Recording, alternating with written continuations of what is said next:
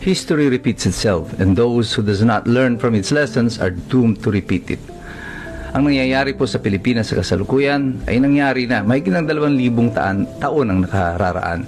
Yan po ay dito sa kasaysayan ng pagpatay kay Julius Caesar.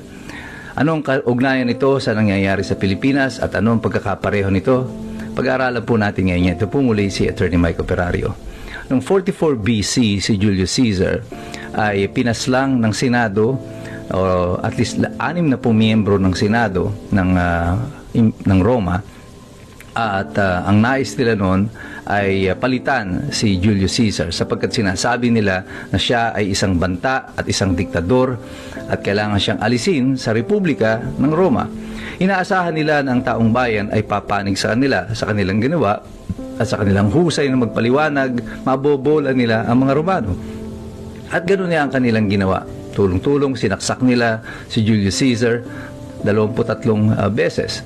At pagkatapos siyang patayin, sila ay lumabas sa Senado, nagpaliwanag sa mga tao at naglakad pa sila at inaanunsyo sa mga tao na malayo na ang Roma. Subalit ang selebrasyon na inaasahan nila ay hindi nangyari. As a matter of fact, what happened was a look of indifference. Parang walang pakialam yung mga tao sa ginagawa nila at sinasabi nila at may pagkainis pa sa itsura ng mga mamamayan.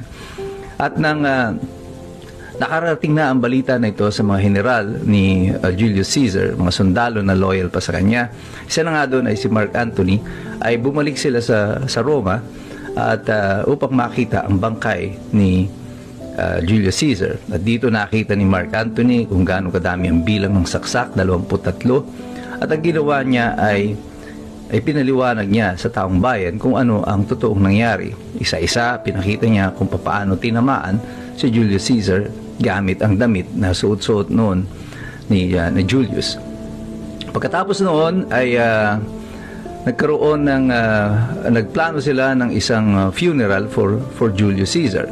Pero habang pinaplano ito ay dumating na rin ang adopted son ni Julius Caesar, si Gaius Julius Caesar Octavianus or Octavian.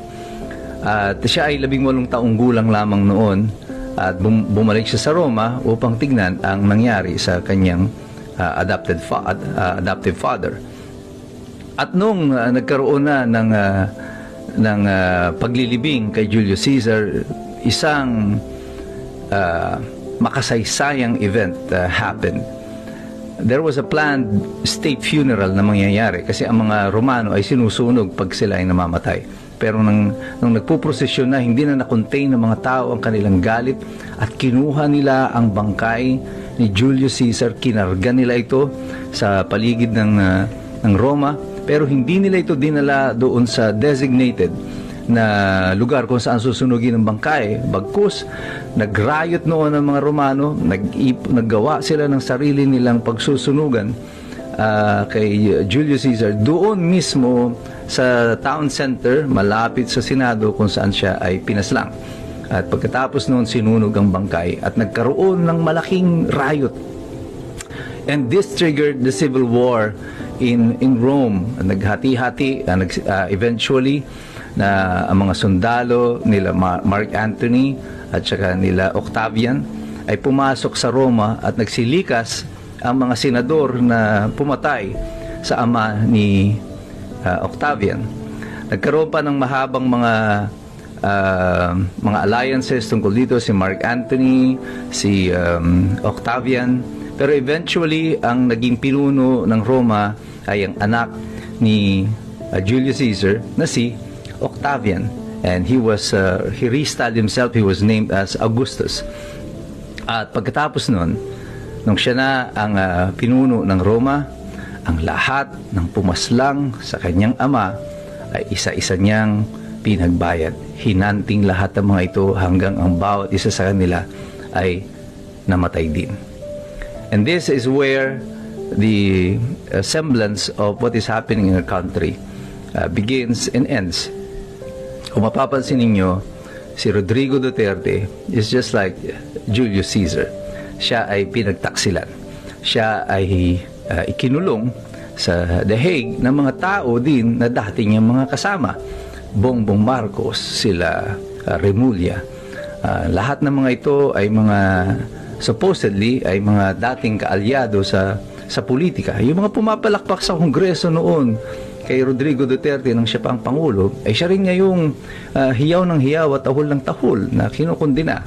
Ang mga dilawan at ang mga pink, with their woke agenda, ang feeling nila is that if they explain enough to the people, maniniwala tayo na masama ang kampanya laban sa droga. This is bad for the Republic, that these human rights violations are enough para dalhin yung ating dating Pangulo sa sahig at litisin at patayin. Hindi nila intindihan hanggang sa kasalukuyan kung bakit ang taong bayan ay naniwala kay Rodrigo Duterte. Hindi nila alam na kung ano ang pulso ng mamamayan, kung ano ang gusto ng taong bayan. Nung panahon ni Rodrigo Duterte na malala ang sitwasyon ng droga at kriminalidad sa ating bansa, kung saan lahat ng mga involved sa mga sindikato at narco-politics are the ones now running the government. People needed stability, and they found it in Rodrigo Duterte.